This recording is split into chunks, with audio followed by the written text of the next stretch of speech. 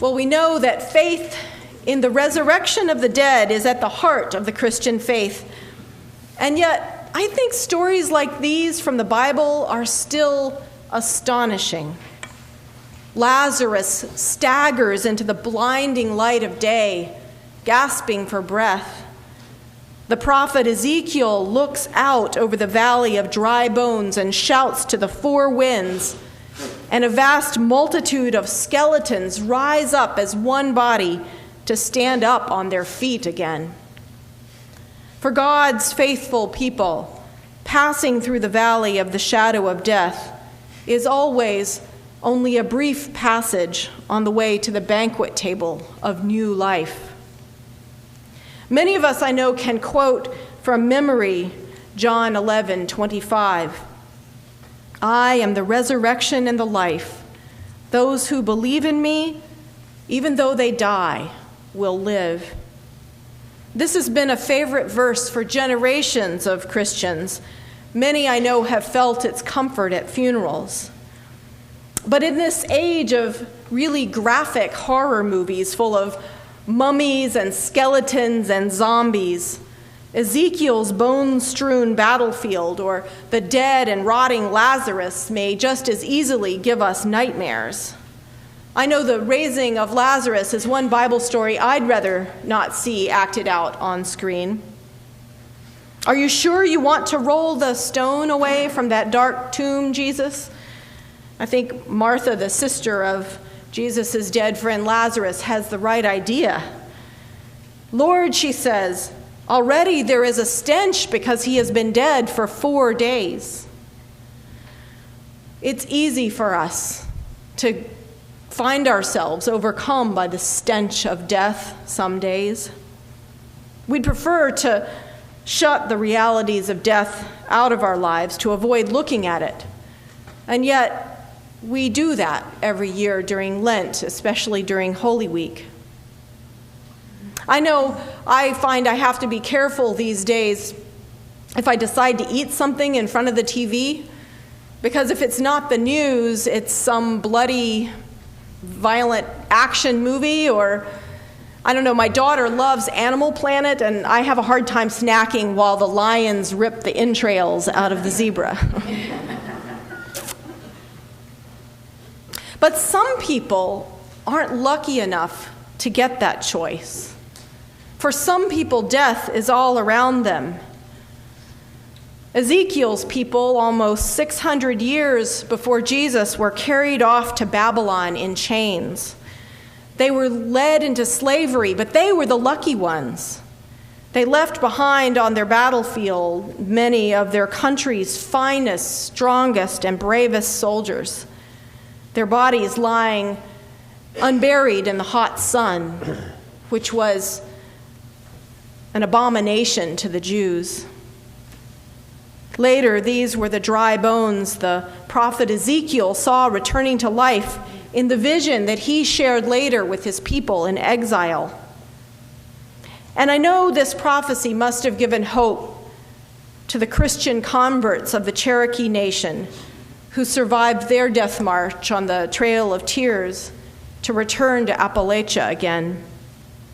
This prophecy gave comfort to those, I'm sure, who looked over the fields of Gettysburg and listened to President Lincoln and tried to believe that our country might one day be united again. This prophecy, I know, gave comfort to the families of the 6 million Jews who did not survive the Holocaust, who had to see their people bulldozed into mass graves on the newsreels. The Holocaust Memorial in Jerusalem offers this word of hope from Ezekiel 37, verse 14. I will put my spirit within you, says the Lord, and you will live. I hope Ezekiel 37 can give some hope to our soldiers in Iraq and to the refugee family we're housing, the Abtans, as they all pray for the restoration of that country. I hope it gives us all hope, because we often have times when we cannot change the channels on our own lives. Like It happened with Ezekiel. Sometimes the hand of the Lord is a terrible thing that sets us down in a bleak valley where death is all we have to look upon, for as far as the eye can see. Horror and fear make it hard to breathe, much less to pray. Sometimes when death stares us in the face, all people of faith can do is to cry aloud into the wind like Ezekiel and call for the breath of God to breathe for us. We may have to pray for the eyes of blind faith to see for us. And sometimes that's where the job of a pastor or a preacher begins. One Monday in August of 2006, I got out of our weekly staff meeting, and the secretary handed me the telephone. She said, words that we often hear, "It's the mother of a bride." So I picked up the phone and I asked the usual question, "And what date were you looking at?" Because I was turning in my calendar automatically to the next summer, the summer of 2007. "Tonight," she said. "Tonight at 7 o'clock. "Tonight," I said. "Well," she said, "it's a kind of an emergency." She told me that her only daughter, Emily, had been planning to get married sometime in the next year, but she had just found out the previous Thursday that she had cancer. It was such a horrible and rapidly spreading cancer that no one so far had ever survived it. And yet the doctors still had some hope for her, since Emily was only 23 and the youngest recorded case had been in her late 50s. So they were doing a full hysterectomy in just 3 days, and they were going to start a very aggressive chemotherapy. And Emily worked as a hairdresser. So as you can imagine, she wanted to get married in a hurry while she still had hair. She called her parents and brother in Vermont to fly to California. She bought a wedding dress that Friday, got her friends to help cook food and clean up her house for a party.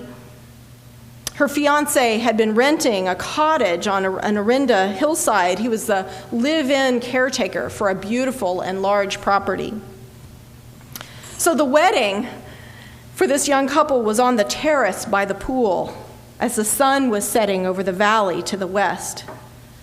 So less than 5 hours after that emergency phone call, I stood there staring into the faces of dozens of Emily's closest family and friends. And they looked pale, even with the golden afternoon sun in their faces. They looked unsteady because they were stricken with their grief. All those faces were looking at me and pleading with me to give them a word of hope from the Lord.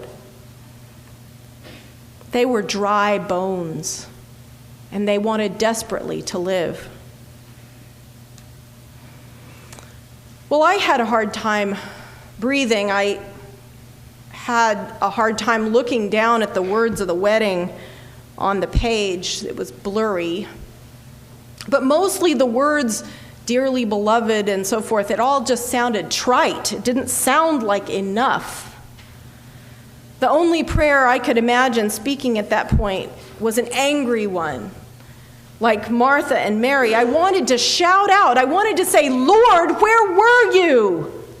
Lord, if you had been here, this kind of thing would not have happened."